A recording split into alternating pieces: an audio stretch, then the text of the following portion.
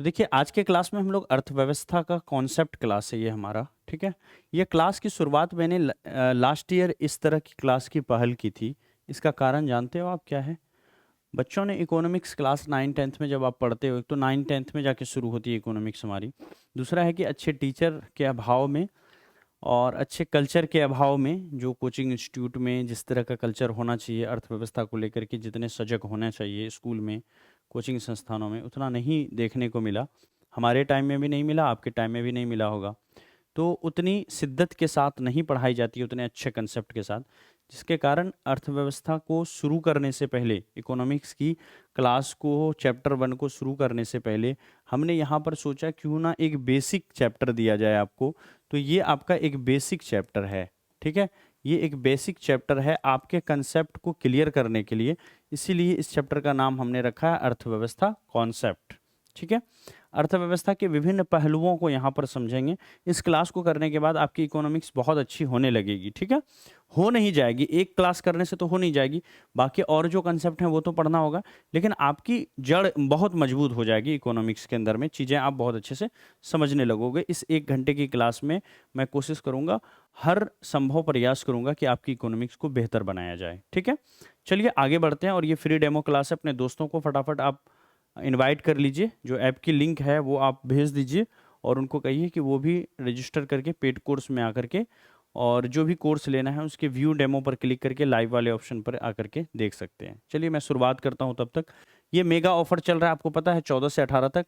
और सबसे अच्छी बड़ी बात ये है कि इकोनॉमिक्स की ये क्लास आती भी 1 2 दिनों के बाद, लेकिन आज लाने का पर्पस ये है कि जो बच्चे देखना चाहते हैं डेमो लाइव में आकर के कि किस तरह की क्लास चलेगी, आवाज़ आएगी नहीं आएगी, सर पढ़ाएंगे या नहीं पढ़ाएंगे, है ना, या ऐसे ही पैसे लेके निकल जाएंगे, तो आप समझ लो ये ऑफर में भी आपको मिल रहा है 40% अभी डिस्काउंट हो जाएगा कूपन कोड इंडिया लगाने पर। ये सारी चीज़ें आप पहले से जानते हो, ये सारी चीज़ें पहले से आप जानते हो।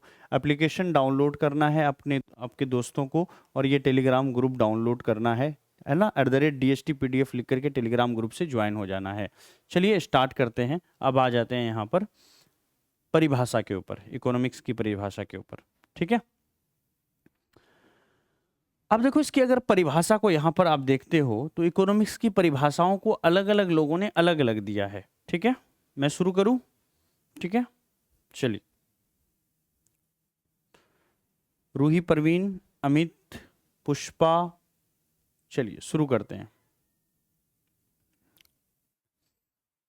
देखो अर्थशास्त्र जो है या इकोनॉमिक्स जो है, पहले ये किसका पार्ट है? ये जो है सामाजिक विज्ञान का पार्ट है। ये एक ऐसा शाखा है जिसके अंतर्गत हम लोग प्रोडक्शन, कंजम्पशन और जो उसका विनिमय होता है और वितरण होता है ना, इन सब का अध्ययन करते हैं। तो अर्थशास्त्र सामाजिक शास्त्र की एक ऐसी शाखा है जिसके अंतर्गत उत्पादन, उपभोग, विनिमय और वितरण का जो है अध्ययन किया जाता है। तो हम इसमें 4 चीजें कह सकते हैं: उत्पादन, उपभोग, विनिमय और वितरण।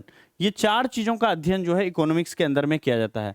परंतु जो आधुनिक अर्थशास्त्री हैं उन्होंने इकोनॉमिक्स की एक अलग ही व्याख्या यहाँ पर प्रस्तुत किया है। उसमें कुछ और चीजों को इन्होंने जोड़ दिया है। जैसे इन्होंने कहा कि जो आधुनिक अर्थशास्त्र है उसके हिसाब से रेवेन्यू जो है, राजस्व या रेवेन्यू, सरकार को जो टैक्स कलेक्ट होता है, वो भी अर्थशास्त्र के अंतर्गत ही डाला गया है। पब्लिक वेलफेयर से रिलेटेड जो चीजें हैं वो भी अर्थशास्त्र के अंदर में डाला गया है। अंतर्राष्ट्रीय व्यापार, जो इंटरनेशनल ट्रेड है, ये इसको भी अर्थशास्त्र के अंदर में डाला गया है। और जो फॉरेन एक्सचेंज है, फॉरेन एक्सचेंज जो विदेशी विनिमय है ना, वो भी अर्थशास्त्र के अंदर में डाला गया है। और बैंकिंग, जो आज की बैंकिंग सिस्टम है, ये भी अर्थशास्त्र का ही पार्ट हो गया है। पहले जो पुराने जमाने में अर्थशास्त्र का डेफिनेशन हुआ करता था वो ये था कि अर्थशास्त्र जो है इसके अंतर्गत उत्पादन, किसी भी चीज का प्रोडक्शन, उसको लोग कैसे कंज्यूम कर रहे हैं, है ना, उससे संबंधित सारे चीजों को पढ़ना, विनिमय और वितरण, इन सब का अध्ययन जो है यहाँ पर अर्थशास्त्र के अंदर में होता था। लेकिन नए डेफिनेशन के हिसाब से अब इसमें राजस्व को, जन कल्याण को, अंतर्राष्ट्रीय ट्रेड को, विदेशी विनिमय को और बैंकिंग को भी ऐड कर लिया गया है। तो आप समझ सकते हो अर्थशास्त्र की अब एक लंबी चौड़ी भाषा यहाँ पर जो है लंबी चौड़ी डेफिनेशन हो गई है।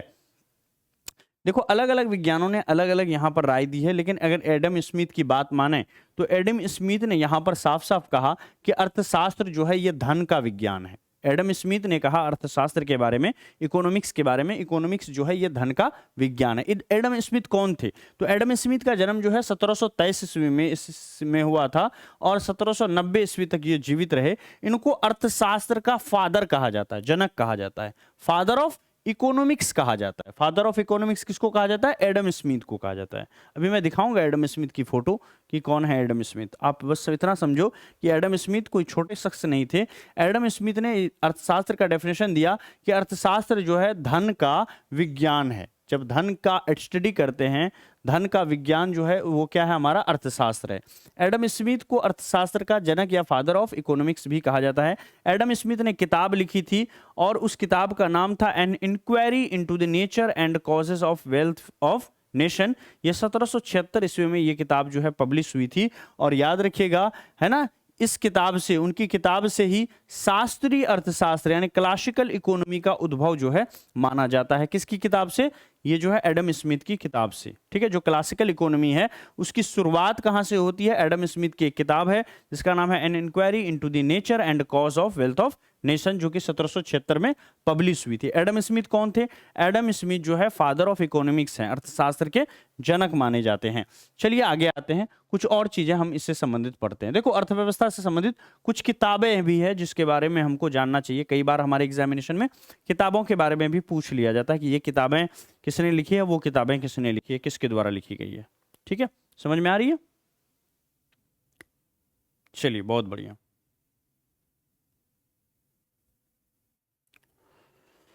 ठीक है,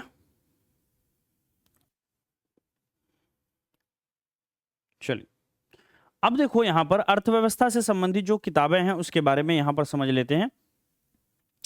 देखो, यहां पर जो अर्थव्यवस्था से संबंधित किताबें हैं, जिसमें पहली किताब है प्रिंसिपल ऑफ इकोनॉमिक्स, जो कि 1890 में लिखी गई थी। ये अल्फ्रेड मार्शल के द्वारा लिखी गई किताब थी। कौन सी किताब थी? प्रिंसिपल ऑफ इकोनॉमिक्स, 1890 में अल्फ्रेड मार्शल के द्वारा लिखी गई थी। दूसरी जो बड़ी किताब है वो है nature and significance of economic sciences, 1932 में रॉबिन्सन के द्वारा लिखी गई थी। और the general theory of employment interest and money, ये किताब लिखी गई थी जे.एम. किन्स के द्वारा। ये तीन किताबें अर्थशास्त्र के क्षेत्र में काफी महत्वपूर्ण है। अब आ जाते हैं हमारे चैप्टर के ऊपर, जो मैं पढ़ाने के लिए यहां पर आपके सामने आया हूं।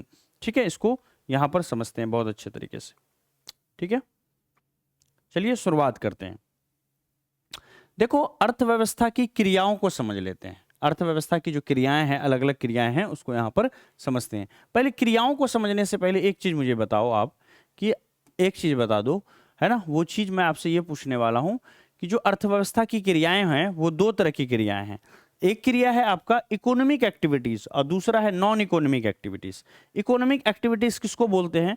हर वो क्रिया जिससे आपको धन की प्राप्ति होती है, कुछ ना कुछ आउटपुट जनरेट करते हो, वो आपकी आर्थिक क्रियाएं होती है। हर वो क्रिया जिससे आपको धन की प्राप्ति नहीं होती है, जिससे रेवेन्यू जनरेट नहीं होती है, वो अनार्थिक क्रिया कहलाती है। जैसे मान लो मैं आपको पढ़ा रहा हूँ, तो पेड कोर्स अगर दे रहा हूँ तो आप इसके लिए कुछ पैसे मैं चार्ज कर रहा हूँ आपको, है ना। तो ये क्या हो गया? हमारी ये जो मेरे द्वारा किया हुआ एक्टिविटीज हुआ, क्या ये नॉन इकोनॉमिक एक्टिविटीज हुआ? नहीं, ये क्या हुआ? इकोनॉमिक एक्टिविटीज हुआ। जैसे आप जॉब करते हो, बैंक में जॉब करते हो, रेलवे में, कहीं पर भी, है ना, आपके जो भी जॉब करते हैं, तो जितने सारे लोग काम कर रहे हैं, या किसान खेतों में काम कर रहा है, तो उससे कुछ ना कुछ रेवेन्यू बाद में उसको प्राप्त होने वाला है। ठीक है, तो ऐसा काम जिससे हमको रेवेन्यू प्राप्त होगा, वो सारी एक्टिविटीज जो है क्या कहलाएगी? इकोनॉमिक एक्टिविटीज कहलाएगी। और वो सारी एक्टिविटीज जिससे कोई रेवेन्यू प्राप्त नहीं होगा, वो नॉन इकोनॉमिक एक्टिविटीज कहलाएगी। जैसे उदाहरण के लिए मान लेते हैं प्लेइंग, जैसे आप गेम खेलते हो, तो क्या ये इकोनॉमिक एक्टिविटीज है? आंसर होगा नहीं, ये नॉन इकोनॉमिक एक्टिविटीज है। हाँ, लेकिन अगर आप ऐसे मैच में गेम खेल रहे हो जहां पर आपको पुरस्कार मिलने वाला है, या जहां पर आपकी सैलरी है, जैसे बड़े बड़े जो क्रिकेटर हैं, इंडिया के टॉप क्रिकेटर हैं, इंडिया के जो खिलाड़ी हैं, है ना, जो नेशनल प्लेयर हैं, उन सबको काफ़ी पैसे मिलते हैं, तो वहाँ पर खेलना जो है वो क्या हो गया आपका? अनार्थिक क्रिया में नहीं आया, आर्थिक क्रिया में आ गया।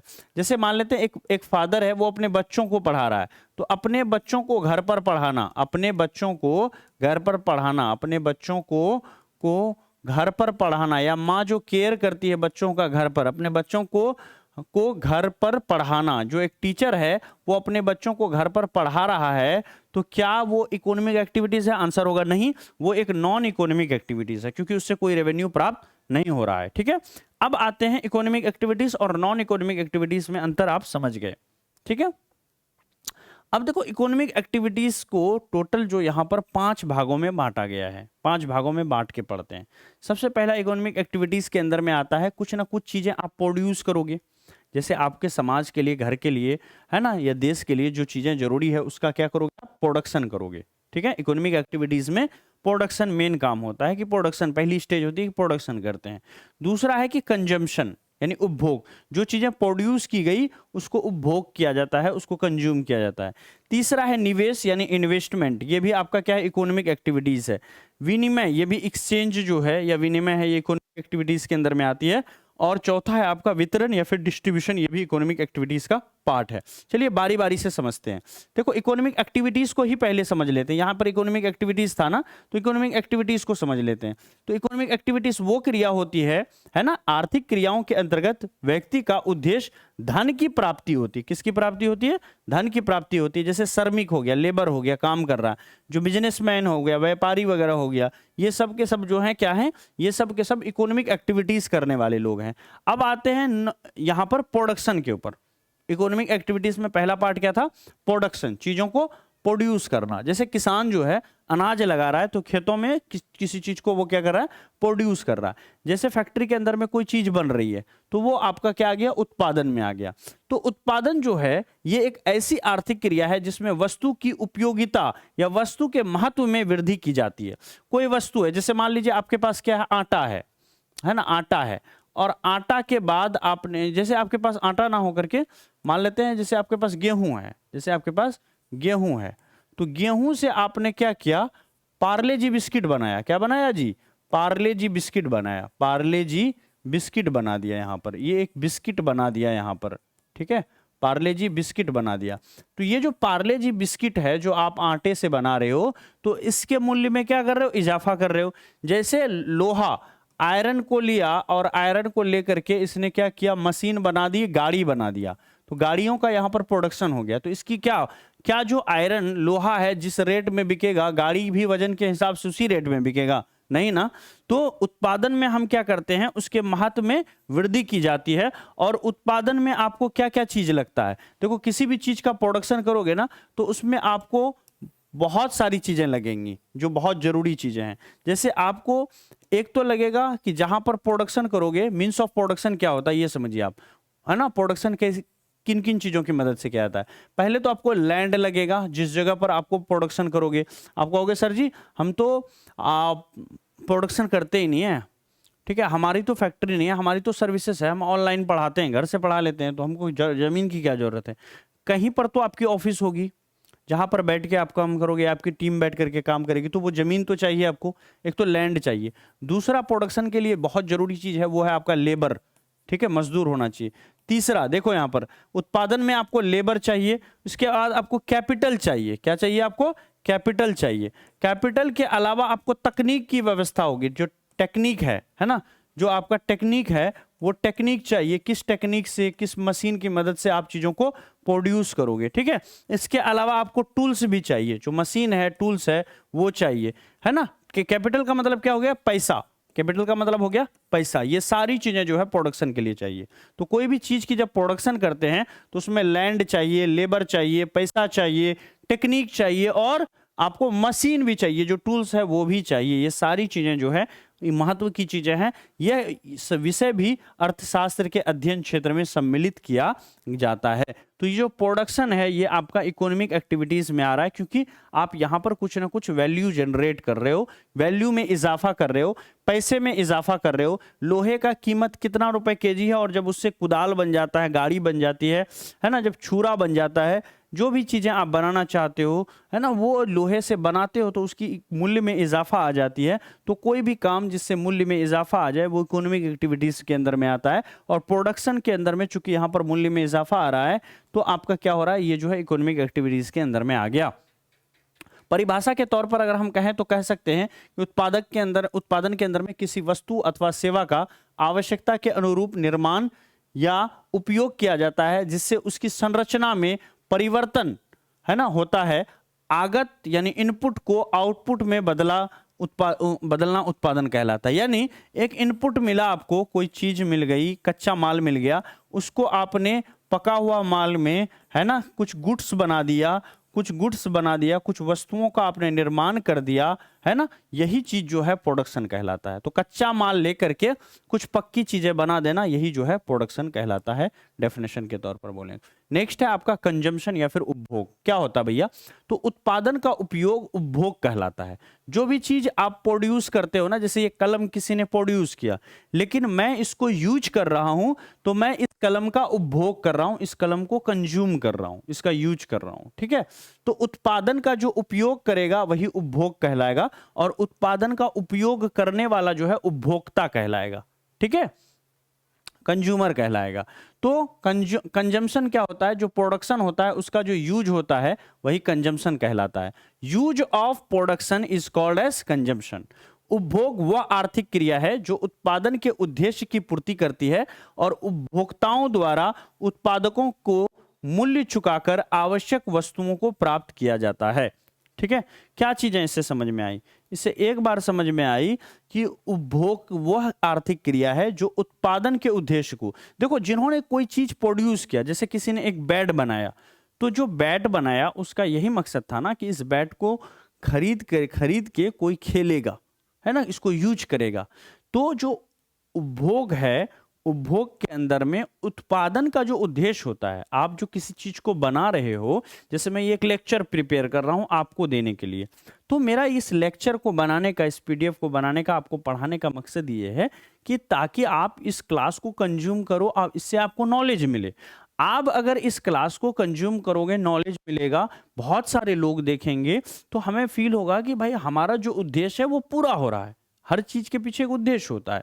तो उसी तरह से कोई भी चीज जब प्रोड्यूस की जाती है उसका अपना एक उद्देश्य होता है। जब उस चीज को कंज्यूम करते हैं तो हम उत्पादन के उस उद्देश्य की पूर्ति कर देते हैं, और उपभोक्ताओं द्वारा, जो कंज्यूमर है उसके द्वारा उत्पादकों को मूल्य चुकाकर, जो चीजें प्रोड्यूस करने वाले लोग हैं उसको हम लोग मूल्य चुका करके वस्तुओं को यहां से हम लोग प्राप्त कर लेते हैं। तो चीजें हमारे लिए कोई और प्रोड्यूस करता है और हम एज अ कंज्यूमर उस चीजों का पेमेंट करते हैं, उसके बदले पैसे देते हैं और फिर उन चीजों को इस्तेमाल करते हैं। तो यहां पर अब आते हैं तीसरा वाला, जो कि है निवेश। बहुत छोटे छोटे शब्दों में आपको समझाते हुए आगे बढ़ रहा हूं, ठीक है। क्लास 1 घंटे की होगी।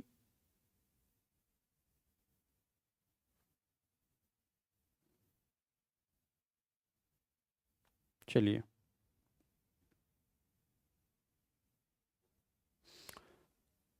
सही है, पढ़ते जाओ।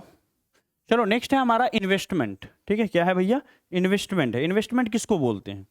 यहां पर देख रहे हो, फिगर से आप समझ रहे हो, ठीक है। जब आप पैसे को जमा करके ऐसी जगह लगाते हो जिससे उस पैसे से कुछ ना कुछ आउटपुट जनरेट होगा, तो इसको कहते हैं, क्या हम लोग इन्वेस्टमेंट कहते हैं या निवेश कहते हैं। तो निवेश एक आर्थिक क्रिया यानी इकोनॉमिक एक्टिविटीज के अंदर में आता है। कैसे आता है ये? निवेश करना या इन्वेस्टमेंट करना, आपके पास पैसा है, आपने मार्केट में लगा दिया या ऐसी चीजों में लगा दिया जहां से आपको क्या होगा, कुछ ना कुछ पैसे की प्राप्ति होगी, रेवेन्यू आपका बढ़ जाएगा। 1,000 रुपए लगाया, कल पता चला 1,200 रुपए हो गया आपका 1 महीने के बाद। तो कहीं पर आप ऐसी जगह पैसा लगा रहे हो, जैसे आप देखते हो ना कि गांव घर में अभी मक्का का सीजन होता है, तो जितने भी सारे लोग जिनके पास पैसा होता है वो उस पैसे को खर्च करते हैं मक्का को खरीदने में, और खरीद करके अपने गोडाउन में डाल देते हैं। फिर 3 महीने बाद उसी मक्के को बेचते हैं। अगर उन्होंने 1,500 के रेट में लिया तो अभी ये 2,000 के रेट में बेचेंगे, 2,000 रुपये क्विंटल के हिसाब से। तो 500 रुपया हर क्विंटल में उसको फायदा हो गया, तो उसको रेवेन्यू की प्राप्ति हुई। तो हर वो काम जिससे रेवेन्यू की प्राप्ति होती है वो आपका इकोनॉमिक एक्टिविटीज कहलाता है। तो उसी तरह से निवेश जो है वो क्या है, एक आर्थिक क्रिया है। ये एक इकोनॉमिक एक्टिविटीज है जिससे उत्पादन का विस्तार किया जाता है ताकि अधिक लाभ प्राप्त किया जाए। देखो, अगर आपकी अपनी ही फैक्ट्री है, आप सपोज एक कलम बनाने वाली फैक्ट्री आपने घर पे खोल रखी है, कलम बनाना है आपको, कलम बनाने वाली फैक्ट्री आपने लगाई है, वाली फैक्ट्री आपने घर पे लगाई, एकदम घर पे लगाई है, और घर के सभी लोग मिल करके कलम बनाते हो। आप लोग छोटी सी मशीन खरीद लिया और रॉ मटेरियल लेकर के कलम बना रहे हो। अब देखो क्या हो रहा है कि कलम जो बना रहे हो ना आप, हर दिन जो है 100 कलम बना रहे हो, लेकिन आपकी सेलिंग बड़ी अच्छी हो रही है, तो आप ये चाह रहे हो कि सिर्फ अपने शहर तक आप सीमित हो, छोटा सा शहर है वहीं तक सीमित हो। आप चाह रहे हो कि आसपास के शहरों में भी विस्तार हो सके आपका, वहाँ पर भी आप बेच सको। तो इसके लिए आपने लोगों से संपर्क किया, सारे लोग तैयार हो गए। लेकिन अब जो एक साथ जो पर डे आपकी 100 रुपए की 100 कलम बिकते थे रोज, अब आपने 10 शहरों को और चुना, तो आपको अब पर डे 1000 कलम को प्रोड्यूस करना होगा, बनाना होगा अपने घर पर, ताकि आप 10 शहरों में, जैसे आपके शहर में 100 कलम बिक रहा है, तो 10 शहरों में बेचोगे तो और 100 कलम बिकेंगे, तो वहाँ से आपके मान लेते हैं 10 लगभग 1000 कलम मान लेते हैं कि पर डे आपको घर पे बनाना होगा। तो पहले 100 कलम बनाते थे, अब 100 से सीधा 900 और ज़्यादा प्रोड्यूस करना होगा। तो 900 और ज़्यादा प्रोड्यूस करने के लिए आपको क्या करना होगा? पहले सिर्फ 100 प्रोड्यूस करते थे, अब आपको चूंकि 1000 कलम चाहिए हमको, पहले सिर्फ 100 प्रोड्यूस करते थे, अब 900 प्रोड्यूस और करना है, यानी बढ़ाना है। तो इसके लिए कहीं ना कहीं आपको यहाँ पर क्या होगा, ये 100 कलम बेच के अगर 100 रुपए हो रहा था, तो अब 900 कलम बेच करके जो 900 कलम एक्स्ट्रा बेचोगे तो उससे 900 रुपए अधिक लाभ प्राप्त होगा ना। तो ये अधिक लाभ प्राप्त करने के लिए 900 रुपया और कमाने के लिए आपको पैसे भी तो इसमें ज्यादा डालने होंगे। जैसे 100 कलम बनाने में जो खर्च होता था, ठीक है, तो वो कम था। अब जो आप ज्यादा प्रोड्यूस करोगे तो उसके लिए आपको प्रॉफिट चाहिए, प्रॉफिट के लिए आप ज्यादा प्रोड्यूस करोगे, ज्यादा प्रोड्यूस करने के लिए आपको पैसे लगाने होंगे, तो पैसे लगाने के लिए आपको इन्वेस्टमेंट करना होगा। ठीक है, अपने ही घर से आपको, पापा से लो, मम्मी से लो, बैंक से लो, किसी से आपको लेना होगा। ठीक है, 2-4 लाख रुपया और लाना होगा, ताकि आप रॉ मटेरियल और खरीद सको, मशीनें बढ़ा सको, लोगों को वहां पर काम पर रख सको, ताकि 100 कलम से आप 1000 कलम रोज प्रोड्यूस करो। और ताकि सेलिंग आपकी जब बढ़ेगी तो आपका क्या होगा कि आपका रेवेन्यू भी बढ़ेगा, आपका इनकम भी बढ़ने लगेगा, इनकम में भी बढ़ोतरी हो जाएगी। तो एक बात समझ में आई कि निवेश वो आर्थिक क्रिया है जिससे उत्पादन का विस्तार किया जाता है। इन्वेस्टमेंट करके हम लोग प्रोडक्शन को बढ़ा सकते हैं, और प्रोडक्शन को बढ़ाते हैं तो फायदा पता है क्या होता है? फायदा ये होता है कि हमको बहुत लाभ की प्राप्ति होती है, समझ रहे हो ना। इसीलिए देखते हो बड़ी बड़ी जो कंपनियां हैं, वो अब पहले हाथों से चीज़ें बनाई जाती थी, हमने हाथों का सिस्टम हटा दिया, अब ऑटोमेटिक मशीन ले आए हैं, कम समय के अंदर में ज़्यादा प्रोड्यूस कर पाते हैं, घंटों का काम मिनटों में हो पा रहा है। ये क्यों कर रहे हैं? इतना महंगे मशीन, 10-10 लाख 20-20 लाख की मशीन क्यों खरीद रहे हैं? हाथों से भी कर सकते हैं, छोटी मशीनों से कर सकते हैं, ऑटोमेटिक सिस्टम क्यों लेके आ रहे हैं? कहाँ कारण वही है, कम समय में ज़्यादा चीज़ें प्रोड्यूस किया जाए, पैसे लगा रहे हैं, इन्वेस्टमेंट करने में पीछे नहीं हट रहे हैं भाई, करोड़ों रुपए फूंक दे रहे हैं, कंपनी में डाल दे रहे हैं। क्यों डाल रहे हैं? ताकि प्रोडक्शन हमारा बढ़ सके। मार्केटिंग कर लिया, डिमांड है मार्केट में, और प्रोडक्शन बढ़ा रहे हैं, बढ़ा रहे हैं, बढ़ा रहे हैं, इन्वेस्टमेंट किए जा रहे हैं। क्यों किए जा रहे हैं? क्या फ़ायदा? क्यों इतना परेशान हो रहे हैं? लाभ भी तो बढ़ रहा है। ठीक है, तो आपको समझ में आया कि इन्वेस्टमेंट जो है वो आपको एक्स्ट्रा रेवेन्यू जनरेट करके देती है, बहुत पैसे अलग से आपको कमा के देती है। कौन? इन्वेस्टमेंट। तो क्या इन्वेस्टमेंट एक इकोनॉमिक एक्टिविटीज़ है या नहीं है? तो आंसर होगा हाँ, इन्वेस्टमेंट भी एक इकोनॉमिक एक्टिविटीज़ है। चलिए आगे बढ़ते हैं। अगला टॉपिक जो हमारा है वो है एक्सचेंज। ठीक है, एक्सचेंज। अब देखो, विनिमय का सामान्य अर्थ होता है वस्तुओं के आदान प्रदान से होता है, ठीक है। परंतु आधुनिक अर्थशास्त्र में विनिमय वो आर्थिक क्रिया है जिसका संबंध वस्तुओं की खरीद तथा बिक्री से होती है। अब देखो, जो चीजें आपने बनाई उसको लोग कंज्यूम करेंगे, ठीक है। कंज्यूम करने के लिए आपसे खरीद बिक्री करेंगे, ठीक है, खरीद बिक्री, खरीद बिक्री, ठीक है, खरीद बिक्री करेंगे। तो खरीद बिक्री में क्या होगा कि, है ना, खरीदना और बेचना, खरीद बिक्री मतलब खरीदना और बेचना। तो इसके अंदर में जो चीजें आपने प्रोड्यूस की, जैसे आपने कलम प्रोड्यूस किया, तो लोग कलम आपसे खरीदेंगे, उसके बदले आपको क्या देंगे? पैसा देंगे। उसके बदले क्या देंगे? आपको पैसा देंगे। तो ये जो एक्सचेंज है ना, कि आप कलम के बदले पैसे ले रहे हो, ये भी आपका इकोनॉमिक एक्टिविटीज है। क्योंकि कोई अगर एक्सचेंज करता है, कोई चीजें बेचता है, तो वहां से उसको रेवेन्यू भी जनरेट होती है, प्रॉफिट जनरेट होता है। कैसे दुकानदार एक लाइफ बॉय खरीद के लाता है और 10 रुपए में आपको बेचता है, उसको फायदा हो जाता है। तो ये एक्सचेंज करने से क्या है भैया, एक्सचेंज करने से फायदा होता है, ठीक है। तो ये इकोनॉमिक एक्टिविटीज है। अब ये सारा जो इकोनॉमिक एक्टिविटीज के 6 पहलू थे, उन सबको हमने यहाँ पर समझा, पांचों को समझ लिया। 5 पहलू थे ना, जिसमें से सबसे पहला था प्रोडक्शन। हमने समझा कि प्रोडक्शन किस तरह से इकोनॉमिक एक्टिविटीज़ है, क्यों है। कंजम्पशन क्यों इकोनॉमिक एक्टिविटीज़ है, क्यों, क्योंकि उपभोक्ता द्वारा उत्पादकों को मूल्य दिया जाता है, मूल्य प्रदान किया जाता है। तो यहाँ पर ये क्या हो गया, कंजम्पशन भी इकोनॉमिक एक्टिविटीज़ हो गया। इन्वेस्टमेंट इकोनॉमिक एक्टिविटीज़ हो गया, एक्सचेंज इकोनॉमिक एक्टिविटीज़ हो गया। तो अब यह बात समझ में आई कि यह क्रिया जो है, यह क्रिया जो आपका कंजम्पशन है, अभी कंजम्पशन को ही पढ़ रहे हैं, ये जो एक्सचेंज है या कंजम्पशन है, कंजम्पशन के बाद डिस्ट्रीब्यूशन पढ़ेंगे। तो कंजम्पशन को जो पढ़ रहे हैं, या एक्सचेंज को जो पढ़ रहे हैं, तो एक्सचेंज से एक बात तो समझ में आई एक्सचेंज पढ़ने के बाद, कि यह क्रिया जो है धनराशि या मूल्य द्वारा की जाती है, इसलिए इसे उत्पादन मूल्य भी कहा जाता है, जिसका अर्थ है बाजार की अलग अलग परिस्थितियों के आधार पर उत्पादन का मूल्य निर्धारण करना। जैसे कि पूर्ण प्रतिस्पर्धा, अपूर्ण प्रतिस्पर्धा या एकाधिकार आदि। कई बार चीजें जब आप प्रोड्यूस करते हो ना, जब आप बेचते हो चीजों को, तो उसमें भी प्रॉफिट होता है। इस प्रॉफिट इस तरह से होता है, अगर बहुत कंपटीशन है मार्केट में, तो क्वालिटी बढ़ाना होगा आपको, वैल्यू कम, उसका प्राइस कम करना होगा। अगर अपूर्ण प्रतिस्पर्धा यानी उतना कंपटीशन नहीं है, तो आप क्वालिटी के साथ साथ जो है प्राइस को भी बढ़ा सकते हो। जब एकाधिकार चलेगा मार्केट में, एक ऐसी दवाई है जो सिर्फ आप बना रहे हो, एक ऐसा टेबलेट है जो सिर्फ आप बना रहे हो, और वो टेबलेट लोगों को मरने से बचा सकता है, महामारी से बचा सकता है, तो वो टेबलेट बनाने में अगर आपके 1 रुपए खर्च हुए हैं, तो आप 1 लाख रुपए में भी उसको बेच सकते हो, बिकॉज मार्केट पर आपका एकाधिकार प्राप्त है। सामान्यतः सरकार ऐसा करने नहीं देती है ना, सरकार ऐसा करने नहीं देती है, लेकिन फिर भी कंपनी बेचते हैं ना। कंपनी का जो अपना वो ले लेते हैं ना, यानी उस फॉर्मूला पर कोई दोबारा बना नहीं पाएगा, ठीक है। उस पर लाइसेंस ले लेते हैं कि भैया अगला 20 साल तक इस फॉर्मूले पर कोई दवाई नहीं बनाएगा, यह फॉर्मूले को हमने ईजाद किया है। क्योंकि एक्सपेरिमेंट करने में पैसे खर्च होते हैं, इसीलिए उसको, उसका कोई फॉर्मूला कॉपी ना कर ले दूसरी कंपनी, इसलिए वो उस पर एकाधिकार अपना जमा लेते हैं। तो जब मार्केट पर एकाधिकार होगा, आपको समझ में आएगा जो चीज़ें आप बना रहे हो मार्केट में वैसी चीज़ें है ही नहीं आपके कंपटीशन की, तो आप उसको महंगे रेट में भी बेच सकते हो। तो ये भी आपका एक्सचेंज जो है वो क्या है, आपका इकोनॉमिक एक्टिविटीज़ के अंदर में आता है। देखो, विनिमय 2 भागों में बांटा जाता है। एक है वाणिज्यिक इकोनॉमी, जिसको कमर्शियल एक्सचेंज बोलते हैं। दूसरा व्यापारिक विनिमय, या जिसको ट्रेड एक्सचेंज बोलते हैं, ठीक है। अब देखो, नेक्स्ट है हमारा वितरण, डिस्ट्रीब्यूशन।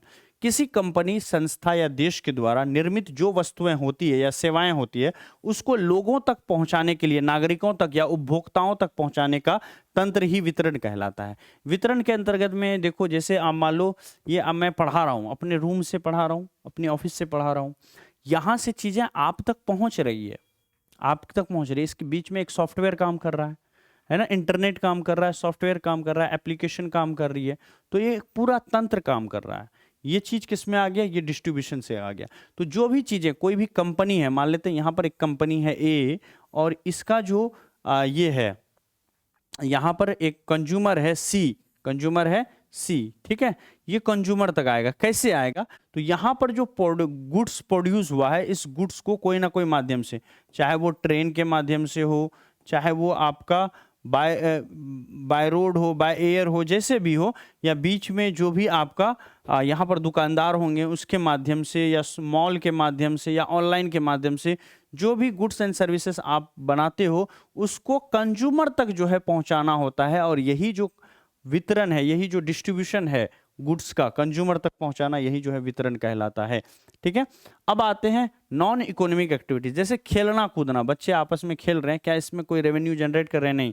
जैसे कोई पिता, कोई टीचर है, वो अपने ही बच्चों को घर पे पढ़ा रहा है, तो क्या वो कोई इकोनॉमिक एक्टिविटी से आंसर होगा, नहीं, वो कोई इकोनॉमिक एक्टिविटीज में नहीं आता है। अब आते हैं अर्थव्यवस्था के बारे में, थोड़ा सा गहराई से पढ़ते हैं। यहां तक कोई दिक्कत, समझने में कोई परेशानी, यहां तक डिस्ट्रीब्यूशन समझ गए ना। बनी हुई चीजों को मार्केट में डिस्ट्रीब्यूट करना, उसके कंज्यूमर तक पहुंचाना। जैसे ये कलम मैं बना रहा हूं, तो कलम मुझे कैसे लोगों को पहुंचाना है, ऐसे लोगों को ही ना पहुंचाना है जो कलम से लिखता हो। ये इलेक्ट्रॉनिक पेन है, तो ऐसे लोगों को पहुंचाना है जो कहीं ना कहीं ऑनलाइन माध्यम से काम करते हैं या फिर कुछ इलेक्ट्रॉनिक माध्यम से कुछ काम करते हैं। ऐसे लोगों को ढूंढना और वहां तक सामान को पहुंचाना, ये आपका क्या है, ये डिस्ट्रीब्यूशन के अंदर में आता है। चलो नेक्स्ट है अर्थव्यवस्था का वर्गीकरण। देखो अर्थव्यवस्था की बात करें तो आर्थिक क्रियाओं या फिर गतिविधियों के आधार पर अर्थव्यवस्था को जो है अलग अलग भागों में बांटा गया है। आर्थिक क्रियाओं के आधार पर, इकोनॉमिक एक्टिविटीज के आधार पर अलग अलग पार्ट में बांटा गया है। जैसे अर्थव्यवस्था के प्रकार को अगर देखें तो पहला है कंट्रोल के आधार पर, नियंत्रण के आधार पर। नियंत्रण के आधार पर जो हमारी अर्थव्यवस्था है वो 3 तरह की है। पहला है उदारवादी अर्थव्यवस्था, दूसरा समाजवादी अर्थव्यवस्था, तीसरा है मिश्रित अर्थव्यवस्था। ठीक है, ठीक है। चलो, उदारवादी अर्थव्यवस्था मतलब लाइबरल इकोनॉमी। ठीक है, क्या है, लाइबरल इकोनॉमी है। दूसरा है समाजवादी, सोशलिस्ट और मिक्स्ड इकोनॉमी। ठीक है, तो लाइबरल इकोनॉमी, ठीक है, जिसको इसको कैपिटलिज्म भी कहते हैं, लाइबरल इकोनॉमी, सोशलिस्ट इकोनॉमी और मिक्स्ड इकोनॉमी, तीनों को बारी बारी से पढ़ते हैं। सबसे पहले आते हैं उदारवादी अर्थव्यवस्था। किसको कहते हैं? उदारवादी अर्थव्यवस्था को कहते हैं लाइबरल इकोनॉमी। देखो लाइबरल इकोनॉमी के जो फादर हैं उसका नाम है एडम स्मिथ। जैसे अमेरिका के अंदर में जाओगे तो आपको क्या मिलेगा, यूएसए के अंदर में लाइबरल इकोनॉमी मिलेगा। जैसे आप रूस के अंदर में जाओगे तो रूस के अंदर में आपको मिलेगा समाजवादी अर्थव्यवस्था, लेकिन भारत के अंदर में आओगे तो मिश्रित अर्थव्यवस्था मिलेगी। क्या होता है ये तीनों, उदारवादी अर्थव्यवस्था, समाजवादी अर्थव्यवस्था, मिश्रित अर्थव्यवस्था? देखो उदारवादी अर्थव्यवस्था में जो कंट्रोल होता है, जो प्रोडक्शन का कंट्रोल होता है, वो सरकार के पास नहीं होती है, वो कंपनी के पास होता है। कंपनी क्या प्रोड्यूस करेगी, कितनी प्रोड्यूस करेगी, ये मार्केट को टटोल करके अपने हिसाब से करती है। उस चीजों का रेट, जो प्रोडक्ट वो बनाएगी उसका रेट क्या होगा, ये भी वो कंपनी खुद डिसाइड करती है। समझ रहे हो ना? ये सब कुछ कहां पर होता है, लिबरल इकोनॉमी के अंदर में होता है। इसे पूंजीवादी अर्थव्यवस्था भी कहते हैं या फिर कैपिटलिस्ट इकोनॉमी भी कहते हैं। इस ऐसी अर्थव्यवस्था है जहां आर्थिक गतिविधियों पर राज्य का न्यूनतम नियंत्रण होता है। सरकारों का नियंत्रण जो है वो लगभग 0 होता है, ताकि निजी क्षेत्र में अधिक प्रभावकारी तथा स्वतंत्र होता है। निजी क्षेत्र जो है, इसमें निजी कंपनी बहुत स्वतंत्र होता है, लगभग उस पर कोई कंट्रोल नहीं हो रहता है प्राइवेट कंपनियों के ऊपर। ऐसी अर्थव्यवस्था को लाइबरल इकोनॉमी कहते हैं। जैसे अमेरिका की अर्थव्यवस्था है, वहां पर जो अमेरिका की जितनी सारी फैक्ट्रियां हैं, लगभग में सरकार का कंट्रोल 0 के बराबर होता है। कंपनियां क्या प्रोड्यूस करेगी, कितनी प्रोड्यूस करेगी, क्या प्राइस रखेगी, ये सब कुछ कंपनी डिसाइड करती है और मार्केट के हिसाब से डिसाइड करती है। मान लो अगर 10 रुपए का लाइफबॉय साबुन है, अगर मैं उसको 100 रुपए में बेचूंगा तो क्या बिकेगा? नहीं बिकेगा। बिकेगा जब उसकी क्वालिटी को इन्हांस करेंगे तब। अगर वही क्वालिटी को 100 रुपए में बेचना चाहेंगे, बिकेगा नहीं। तो मार्केट किसी भी चीज का रेट डिसाइड करती है, कंपटीशन होती है मार्केट में। अगर बहुत ज्यादा रेट रखोगे, क्वालिटी आपकी उतनी अच्छी नहीं होगी, उस क्वालिटी में दूसरी चीजें मिल रही होगी, तो 10 रुपए वाली चीज वो वही क्वालिटी के लोग क्यों नहीं खरीदेंगे कि आपकी जो लाइफबॉय साबुन है 100 रुपए की, वो खरीदने जाएंगे। बात समझ रहे हो?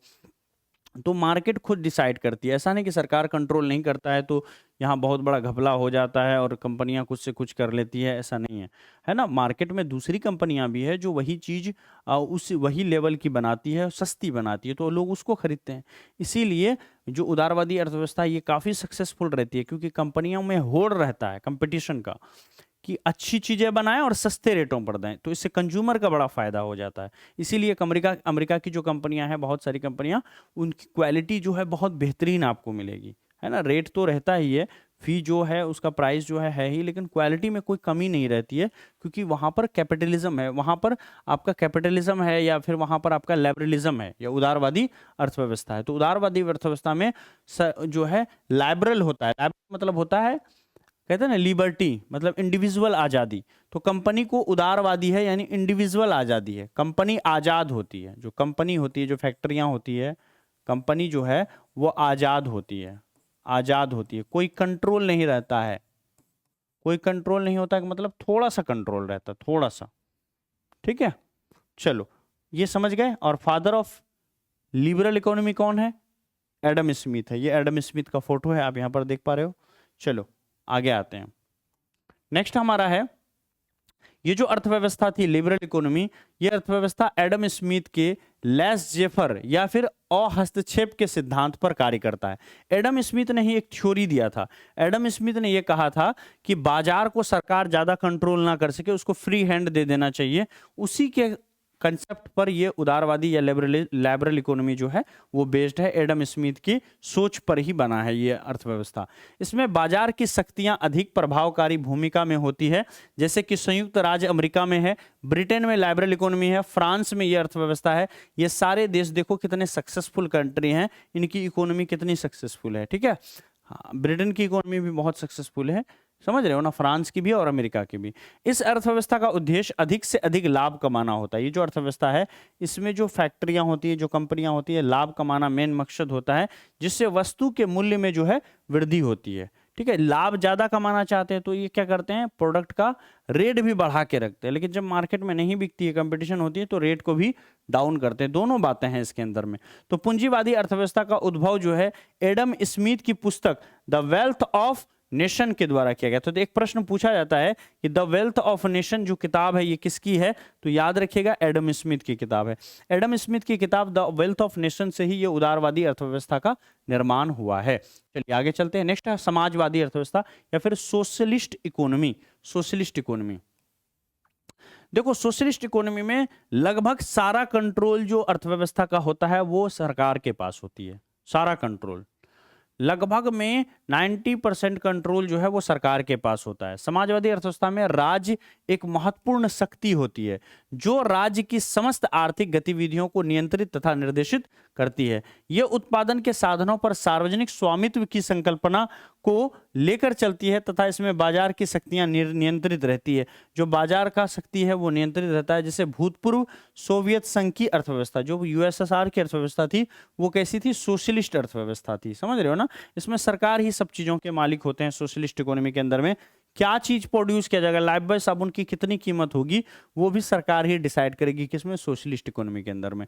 तो ज्यादातर चीजों का प्रोडक्शन कैसे होगा, कंजम्पशन कैसे होगा, किस चीजों की रेट क्या होगी, सरकार खुले तौर पर दखल देती है। किसमें, सोशलिस्ट इकोनॉमी के अंदर में। लेकिन कैपिटलिस्ट इकोनॉमी के अंदर में ऐसा कभी भी नहीं होता है। नेक्स्ट है मिक्स्ड इकोनॉमी, है ना। चलिए मिक्स्ड इकोनॉमी, ठीक है, मिक्स्ड इकोनॉमी। मिक्स्ड इकोनॉमी की बात करें, मिक्स्ड इकोनॉमी की बात करें तो मिश्रित जो अर्थव्यवस्था है, मिश्रित अर्थव्यवस्था, मिश्रित अर्थव्यवस्था या मिक्स्ड इकोनॉमी, यहां पर लिखते हैं मिक्स्ड इकोनॉमी।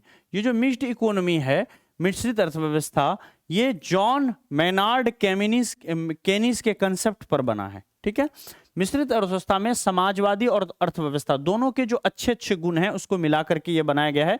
इसमें निजी क्षेत्र को खुली छूट भी होती है और सार्वजनिक क्षेत्र की जो चीज होते हैं उस पर सरकार का कंट्रोल भी होता है। जैसे भारत की अर्थव्यवस्था जो है ये क्या है, एक आपकी मिश्रित अर्थव्यवस्था है। ठीक है, ये आपकी क्या है, एक मिश्रित अर्थव्यवस्था है। देखो पुंजीवादी यानी कैपिटलिस्ट जो अमेरिका के अंदर में है, समाजवादी यानी रूस के अंदर में जो अर्थव्यवस्था है, दोनों अर्थव्यवस्था के तत्वों को और विचारों को सम्मिलित करके विकसित इस आर्थिक प्रणाली का उद्भव जो है वास्तव में सन 1929 ईस्वी में महान मंदी के समय में, आपको पता है कि 1929 से 32 के बीच में, है ना, क्या आया था 1929 में, ग्रेट इकोनॉमिक डिप्रेशन आया था। ग्रेट इकोनॉमिक डिप्रेशन कहां पर आया था, महामंदी आई थी, महामंदी अमेरिका के अंदर में। और अमेरिका की जब जो अमेरिका की अर्थव्यवस्था थी, है ना, लिबरल इकोनॉमी, जब वो फेल कर गई तो सारे अर्थव्यवस्था वाले जो लोग थे वो चौंक गए, है ना। सारे अर्थशास्त्री जो थे, सारे अर्थव्यवस्था के लोग जो थे वो चौंक गए, समझ रहे हो ना, सारे अर्थशास्त्री चौंक गए। उसमें जो जॉन एफ कैनेडी थे, जॉन मेनार्ड कैनेडी थे, जॉन मेनार्ड केनीज थे, इन्होंने एक बहुत अच्छी थ्योरी दी। जॉन मेनार्ड किन्स ने अपने विचारों को सामने रखा और इन्होंने बताया कि क्यों अमेरिका में मंदी आया। उन्होंने साफ साफ बताया कि भैया देखो ऐसा है कि अमेरिका की इकोनॉमी फेल इसलिए हुई कि अमेरिका में जो जरूरी सामान की चीज़ें थी वो भी बहुत महंगी थी। बेसिक नीड्स की चीज़ें जो है वो बहुत महंगी थी। डेली यूज की चीज़ें बेसिक जैसे खाना, दवाई काफ़ी महंगा था, जिसके कारण लोग जितना कमाते थे बेसिक नीड्स में ही सारे पैसे खर्च कर देते थे। ठीक है, तो दूसरी चीजें खरीदने में लोग उतना इन्वेस्ट खरीद नहीं पाते थे, जिसके कारण दूसरे सेक्टर्स में जब चीजें बिकेंगी नहीं तो कंपनी क्यों बनाएगा, तो दूसरे सेक्टर के अंदर में मंदी आ गई थी। तो उन्होंने कहा कि सरकार को चाहिए कि जो जरूरी सेवाएं हैं उसको या तो फ्री कर दे या बहुत कम पैसे ले, ताकि लोग जरूरी सेवाएं जो है, जो महीने की जरूरी खर्च है, उसको करने के बाद लोगों के पास अच्छा खासा पैसा बचे और उस पैसे से लोग अदर सेक्टर में इन्वेस्ट करें, अदर सेक्टर में सामान खरीदे, ताकि दूसरे क्षेत्र भी हमारी जो अर्थव्यवस्था की पटरी है वो भी प्रोड्यूस करने लगे और वहां पर भी बहुत अच्छा जो है काम चलना शुरू हो जाए। तो वही चीज किया गया, समझ रहे हो ना। तो याद रखिएगा 1929 में महामंदी के समाधान के रूप में प्रसिद्ध ब्रिटिश अर्थशास्त्री ब्रिटेन के थे, नाम था जॉन मेनार्ड किन्स ने, इन्हीं के विचारों पर जो है दोनों अर्थव्यवस्था की अच्छी अच्छी चीजों को मिला करके यहां पर बनाया गया। अब आते हैं विकास के आधार पर वर्गीकरण। हमने देखा कंट्रोल के आधार पर, तो उदारवादी अर्थव्यवस्था में सरकार का जीरो कंट्रोल होता है। जो सामाजिक अर्थव्यवस्था है सोशलिस्ट इकोनॉमी, उसके अंदर में बहुत कंट्रोल होता है, और मिक्स्ड इकोनॉमी में कंट्रोल होता भी है नहीं भी होता है। जैसे प्राइवेट सेक्टर की चीज़ों में कंट्रोल नहीं होता है, लेकिन जो जरूरी सेवाएं हैं, जरूरी दवाइयाँ हैं, जो वेलफेयर की चीज़ें हैं, जैसे आरबीआई क्या करती है, हमारी अर्थव्यवस्था को कंट्रोल करती है। कितना पैसा मार्केट में रहेगा, कितना पैसा बैंक में रहेगा, कितना बैंक को रखना जरूरी है, कितना बैंक इन्वेस्ट कर सकती है, कितना नहीं कर सकती है, ये थोड़ा थोड़ा कंट्रोल रखती है, ताकि हमारी अर्थव्यवस्था बर्बाद ना हो जाए। फ्री हैंड छोड़ देंगे तो ये ऐसा चक्र में ना फंस जाए कि हमारी अर्थव्यवस्था डूब जाए, ऐसे लोन में ना फंस जाए, है ना। ऐसा जगह पैसा ना लगा दे, लोग लगाते चले जाएं जहां से रिकवरी ना हो, और फिर हमारी सारी फैक्ट्रियां जो है वो बंद होने के कगार पर आ जाए और हम लोग रोड पर आ जाएं, समझ रहे हो ना। इसके लिए थोड़ा कंट्रोल भी मिक्स्ड इकोनॉमी में रखा गया है। तो फ्री हैंड भी है, कंट्रोल भी है मिक्स्ड इकोनॉमी के अंदर में। अब देखो वो तो था कंट्रोल के आधार पर, नियंत्रण के आधार पर। अब जो हम समझने के लिए जा रहे हैं वो है विकास के आधार पर, कि कौन सी अर्थव्यवस्था ज्यादा विकसित है और कौन सी कम विकसित है। स्वाभाविक बात है कि जिन्होंने अपनी प्रक्रिया को बहुत पहले शुरू किया वो काफी विकसित होंगे, जो बाद में शुरू किए वो विकासशील होंगे, जो अभी कर रहे हैं तो वो अविकसित होंगे, समझ रहे हो ना। तो अब विकास के आधार पर देख लेते हैं। सबसे पहला है अविकसित अर्थव्यवस्था, यानी अनडेवलप्ड इकोनॉमी, जहां की अर्थव्यवस्था ना अभी तक पटरी पर चलना शुरू भी नहीं हुई है। तो देखो उन देशों को या उन स्थानों को अविकसित कहा जाता है जहां तीनों प्रकार के, चाहे वो प्राकृतिक हो, चाहे भौतिक हो, चाहे मानवीय हो, तीनों में से कोई भी एक नगण्य है, ठीक है। एक जो है बिल्कुल जीरो है, जैसे ध्रुवीय क्षेत्र में आते हैं, सहारा रेगिस्तान में आते हैं, ठीक है। इन सब एरियाओं में देखोगे तो यहां पर विकास की प्रक्रिया तेज नहीं हुई है। इन सब कंट्रियों में, ध्रुवीय क्षेत्र में, है ना, जो ध्रुव पर हैं, नॉर्थ पोल साउथ पोल वाली कंट्रियां हैं, जो सहारा रेगिस्तान है, जहाँ की जमीनें उतनी उपजाऊ नहीं है, जहाँ पर प्राकृतिक संसाधन उतने अच्छे से नहीं है, तो उन स्थानों या देशों को अविकसित कहा जाता है, जहाँ तीनों प्रकार के साधनों में से कोई भी एक जो है वो क्या है, आपका नगण्य है, कम है। चाहे आपका प्राकृतिक रिसोर्स नहीं है ना, या फिर भौतिक रिसोर्स नहीं है, या फिर मानवीय लोग हैं तो वो उतने एजुकेटेड नहीं है, ट्रेंड नहीं है, तो ऐसे देशों को, ऐसी अर्थव्यवस्था को अविकसित अर्थव्यवस्था कहेंगे। अब आते हैं विकासशील अवस्था या फिर डेवलपिंग इकोनॉमी। भारत भी डेवलपिंग इकोनॉमी के अंदर में आता है। तो विकासशील अर्थव्यवस्था जो है अविकसित बुनियादी ढांचे या औद्योगिकरण, अत्यधिक धन, असमानता और कम प्रति व्यक्ति आय वाला देश है। तो अविकसित अर्थव्यवस्था कैसी अर्थव्यवस्था होती है? ऐसा अर्थव्यवस्था जो अविकसित हो। विकासशील अर्थव्यवस्था अविकसित बुनियादी ढांचा, जो बेसिक इंफ्रास्ट्रक्चर है वो विकसित हुआ है लेकिन पूरी तरह से विकसित नहीं हुआ है। औद्योगिकरण, अत्यधिक धन संपदा और कम प्रति व्यक्ति आय वाला देश होता है, ठीक है। जहां पर धन का असमानता होता है, जहां पर बड़े अमीर लोग होंगे, कुछ लोग 5% लोग होंगे बहुत अमीर होंगे और 95% लोग काफी गरीब होंगे, है ना। तो अत्यधिक धन असमानता देखी जाती है, गरीब बहुत गरीब है, अमीर बहुत अमीर है। कम प्रति व्यक्ति आय, लोगों की जो आय है वो काफी कम है ना। जहां पर बुनियादी ढांचा जो है ना, जो बेसिक इंफ्रास्ट्रक्चर है जिस अर्थव्यवस्था का, वो अभी तक पूरी तरह से विकसित ना हो पाया है, जहां पर आपका इंडस्ट्रियलाइजेशन नहीं आया है बहुत अच्छे तरीके से, ये ऐसी जो अर्थव्यवस्था होगी उसको विकासशील अर्थव्यवस्था का नाम दिया जाता है। विकासशील देश एक कम विकसित औद्योगिक आधार वाला एक संप्रभु देश होता है, स्वयं प्रभु देश होता है, और अन्य देशों के सापेक्ष कम मानव सूचकांक यानी HDI में पीछे होता है। ह्यूमन डेवलपमेंट इंडेक्स में ये क्या होता है, पीछे होता है। यानी यहाँ के लोगों का जो बुनियादी विकास है वो भी बहुत अच्छे से नहीं हुआ होता है। दूसरी ओर मौद्रिक, प्रौद्योगिकी एवं गैर आर्थिक सीमाओं के कारण विकसित देशों की तुलना में आय में, उपभोग में, बचत में और पूंजी निर्माण में ये क्या होता है, पीछे रहता है। समझ रहे हो ना। चलो नेक्स्ट है विकसित या फिर डेवलप्ड इकोनॉमी। किसको बोलते हैं? उन स्थानों या देशों को विकसित कहा जाता है, विकसित कहा जाता है जहां उत्पादन के तीनों साधन, कौन कौन सा, प्राकृतिक साधन, मानवीय साधन और भौतिक, तीनों ही पर्याप्त मात्रा में उपलब्ध हैं और उनका अनुकूल या समुचित उपयोग वो देश कर रहा है। अपने प्राकृतिक संसाधनों का, अपने मानवीय संसाधनों का और जो भौतिक संसाधन है, जो नज़र के सामने जितनी सारी संसाधन है, उसका बहुत बेहतरीन तरीके से और काफ़ी उचित तरीके से इस्तेमाल कर रहा है। तो ऐसे कंट्रियों को, ऐसी जो अर्थव्यवस्था है उसको हम लोग कहते हैं क्या? हाँ, उसको हम लोग कहते हैं डेवलप्ड इकोनॉमीज। अब नेक्स्ट है हमारा अर्थव्यवस्था के क्षेत्र को समझ लेते हैं।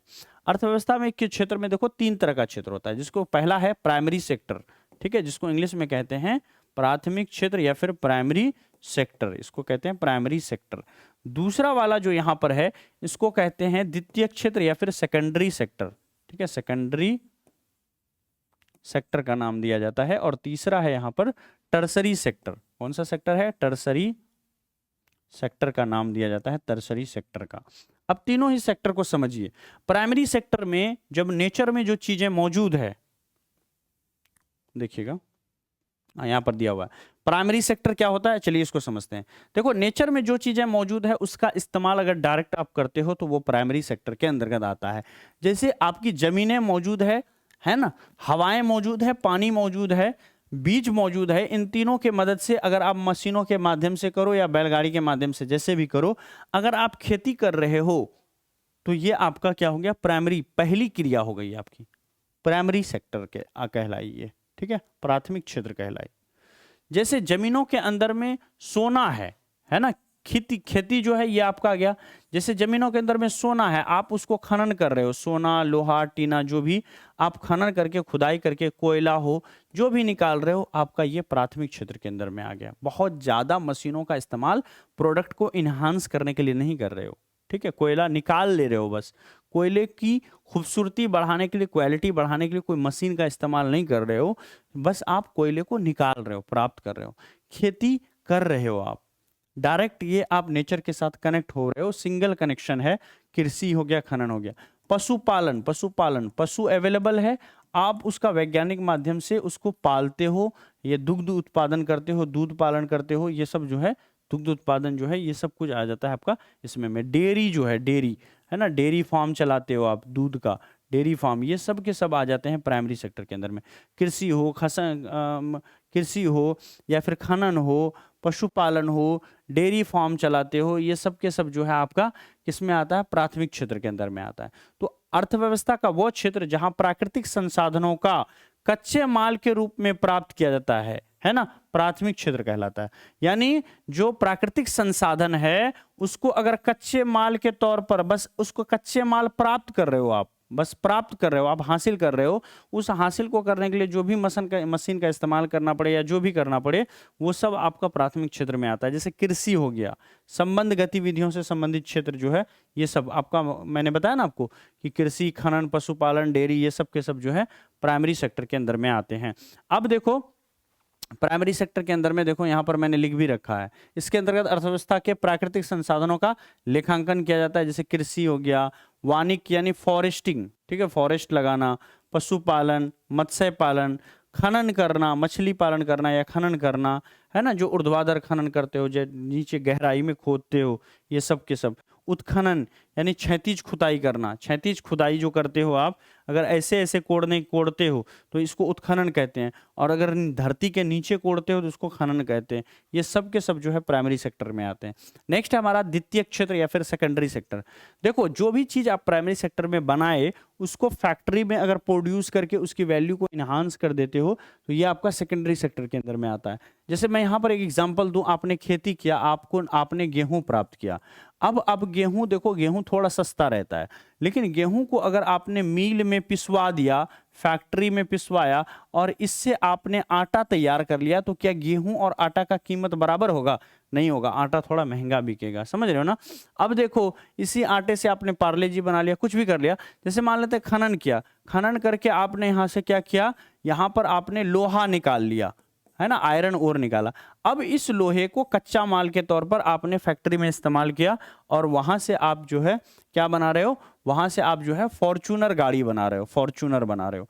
तो ये फॉर्च्यूनर गाड़ी जो है आपका, क्या ये फॉर्च्यूनर गाड़ी की वैल्यू में इजाफा नहीं हुआ? बहुत इजाफा हो गया ना। उसमें जो लोहा लगा होगा वो तो बहुत कम का लगा होगा, लेकिन गाड़ी की वैल्यू बहुत ज़्यादा हो गई। तो फैक्ट्रियों के माध्यम से हमने क्या किया कि जो भी हमारा प्रोडक्ट था उसकी वैल्यू में इन्हांसमेंट लाया। किसकी मदद से? बड़ी बड़ी मशीनों की मदद से, फैक्ट्रियों की मदद से। तो इसीलिए ये सेक्टर जो है सेकेंडरी सेक्टर या द्वितीयक क्षेत्र कहलाता है, क्योंकि प्राइमरी जो चीज़ें मिलती है उसमें हम लोग इजाफा करते हैं, उसमें हम लोग तोड़ मड़ोड़ करके उसकी वैल्यू को बढ़ाते हैं। तो अर्थव्यवस्था का वह क्षेत्र जो प्राथमिक क्षेत्र के उत्पादों को, जो प्राइमरी सेक्टर में जो चीज़ें हमने प्रोड्यूस किया उसको इस्तेमाल करके, कच्चे माल के तौर पर इस्तेमाल करके एक उपयोगी चीज़ें जो है यहाँ पर प्रोड्यूस करता है। एग्जाम्पल के तौर पर मैंने बता दिया आपको, जो मैन्युफैक्चरिंग है, जितनी तरह की मैन्युफैक्चरिंग है सबके सब द्वितीयक क्षेत्र में आते हैं। टर्सरी सेक्टर के अंदर में मेनली सेवाएं होती है, जैसे कॉल सेंटर हो गया, फोन करते हो सेवाएं मिल जाती है। जैसे आप पढ़ रहे हो, जैसे टीचिंग हो गया आपका, टीचिंग ये क्या है आपका, टीचिंग हो गया, ये आपका टर्सरी सेक्टर के अंदर में। जैसे सिक्योरिटी हो गया, सिक्योरिटी गार्ड जो हो गया, जो सिक्योरिटी करता है, वो आपका इसके अंदर में हो गया। मूवीज देखने के लिए जाते हो, वो भी आपका इसमें हो गया, समझ रहे हो ना। यातायात, जो ट्रांसपोर्ट हो गया, आप कहीं से कहीं सामान लेके जाते हो या खुद जाते हो, ये सब क्या हो गया आपका इसके अंदर में हो गया। इंटरटेनमेंट जो हो गया, एंटरटेनमेंट, इंटरटेनमेंट, कॉमेडी देखते हो, इंटरटेनमेंट करते हो, ये सब के सब जो है आपका टर्सरी सेक्टर के अंदर में आता है। बैंकिंग, जो बैंक से आप लोन लेते हो, वहां से सुविधाएं आपको प्राप्त होती है, ये जो है आपका टर्सरी सेक्टर के अंदर में आ गया। तो टर्सरी के सेक्टर के अंदर में जितनी भी तरह की सेवाएं हैं, सारी सेवाएं जो है इसके अंदर में आती है। इसलिए इस क्षेत्र को सेवा क्षेत्र के नाम से भी जाना जाता है, या सर्विस सेक्टर के नाम से जाना जाता है। चलिए, इस क्षेत्र के अंदर में देखो परिवहन और संचार आ गया, कम्युनिकेशन आ गया, बैंकिंग आ गया, बीमा, जो इंश्योरेंस आप कराते हो बीमा, वो भी आ गया, भंडारण आ गया, जो आपका स्टोरेज करके कहीं पर सामान को रखते हो, तो आपको कोल्ड स्टोर में जैसे आलू रख देते हैं, साल भर रखते हैं, कुछ चार्ज ले लेता है, तो जो स्टोरेज की फैसिलिटी है ये भी फैसिलिटी आती है, तो सर्विस के अंदर आ गया। व्यापार हो गया, बिजनेस हो गया, और सामुदायिक सेवाएं जो है ये भी आपका टर्सरी सेक्टर के अंदर में आता है। तो ये थी एक छोटी सी क्लास, बहुत मजा आया पढ़ने में। एक बार में आपको ना समझ में आया हो, क्योंकि कंसेप्ट काफ़ी बड़े बड़े थे और नई नई चीज़ें थी आपके लिए, मैंने क्लास की PDF को भी एज सिंपल रखा है, बहुत ज़्यादा इसमें इन्फॉर्मेशन को डालने का प्रयास नहीं किया, क्योंकि मैं चाह रहा था ज़्यादातर चीज़ें अपने साइड से मैं आपको बताऊं। तो एक बार जो है इसको ज़रूर आप जो है देख लेना। और ये जितने भी कोर्सेस है, आज लास्ट डेट है 18 अगस्त है, ध्यान में रखना, आपका कोई भी भाई बहन दोस्त यार नहीं छूटना चाहिए। हम हर संभव कोशिश करेंगे, आपकी जो भी फ़ोन कॉल्स आएंगे उसको उठाएंगे, या ज़्यादातर आपको जो है व्हाट्सअप पर आप रिप्लाई कीजिए, ताकि नहीं भी देख पाऊँ तो जब देखूंगा 1-2 घंटे के बाद भी, तो आपको मैं तुरंत इंस्टेंट आपकी मदद कर सकूं। ठीक है, QR कोड हमसे लो, उस पर आप पेमेंट करा के स्क्रीनशॉट भेज करके जोड़ सकते हो अपने दोस्तों को, ये हमारा नंबर है। और ये फ़ी जो है कल से 999 हो रही है, आज खरीदते हो तो 599 यानी 600 रुपये में हो जाती है। सेवक बैच 419 रुपये में आज आ रही है, कल से 699 हो जाएगी। भारत बैच कल से 999 हो जाएगी, आज 599 में आ रही है। वहीं पर रांची बैच जो कि झारखंड B.Ed के लिए है, कल से 699 होने वाली है। आज अगर इसको लेते हो तो 419 रुपये में आज इसको आप प्राप्त कर सकते हो। ठीक है, कैसे प्राप्त करना है ये सारी चीज़ें पहले ही हम बता चुके हैं। एप्लीकेशन डाउनलोड कर लीजिए, पेड कोर्स में जाकर के खरीदिए, और खरीदते वक्त जो है कूपन कोड इंडिया लगाइए, और ये आपका रेट चार्ट है, अपना कोर्स के साथ इसका रेट देख लीजिएगा। और यहाँ पर QR स्कैनर लगाया है, एक बार स्क्रीनशॉट, यहाँ तो ऐप पर स्क्रीनशॉट नहीं ले पाओगे आप, समझ रहे हो ना, हमने स्कैनर वहाँ पर भी लगाया, या व्हाट्सअप पर आप हमसे मांग लो, हर संभव मदद करेंगे। नीचे जो नंबर स्क्रॉल कर रहा है इस पर जो है आप अपने दोस्तों को शेयर कर सकते हो। ठीक है, आई होप कि क्लास आपको अच्छा लगा होगा, मज़ेदार लगा होगा। कल से देखो GK GS वाली कोई क्लास नहीं है, कल फ्राइडे, कल जो है आपको सैटरडे है, तो कल की जो क्लास होगी ना वो स्पेशली सिर्फ और सिर्फ सुबह 7 से 8 होगी, जो B.Ed वालों की होगी, जिसमें जो टीचिंग लर्निंग हम पढ़ रहे थे उसका पार्ट 2 करेंगे, है ना। उसमें भी बहुत ज़्यादा मटेरियल है, काफ़ी लंबी क्लास होगी, फिर टेस्ट वगैरह भी इसका हम लोग करेंगे। थैंक यू सो मच, पीछे का जो भी है रिवाइज कीजिए, और ध्यान दीजिए कोई भी आपका छूटना नहीं चाहिए, जो मेगा सेल चल रहा है इसमें सभी लोग मिल करके फ़ायदा उठा सकें। Thank you so much, bye bye.